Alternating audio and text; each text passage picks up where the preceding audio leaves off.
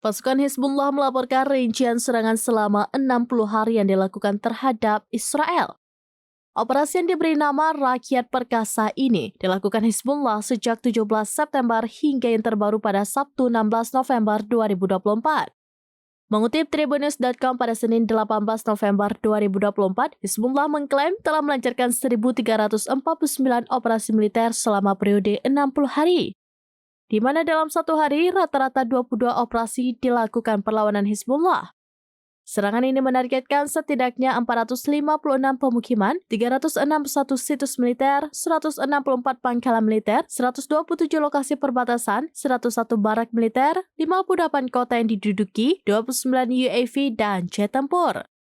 Pasukan Hizbullah juga melaporkan telah mencegat 25 unit Israel yang maju dan memukul mundur 28 upaya penyusupan ke Lebanon.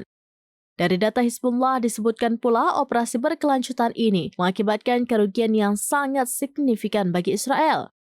Di antaranya adalah 100 tentara Israel terbunuh dan 1.000 orang lainnya terluka.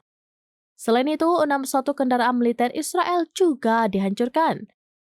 53 pusat komando diserang, 30 posisi artileri hancur, 17 pabrik dan perusahaan militer rusak, hingga 11 kamp pelatihan lenyap.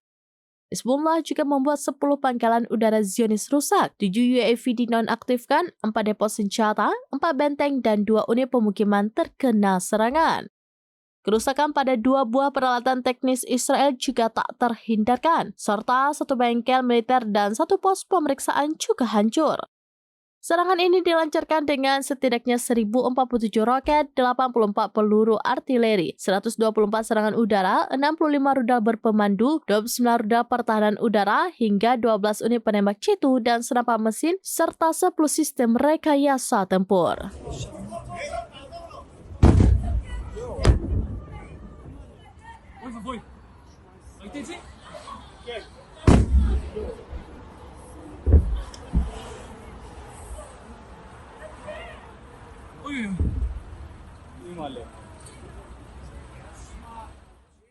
Download Tribun X sekarang, menghadirkan lokal menjadi Indonesia.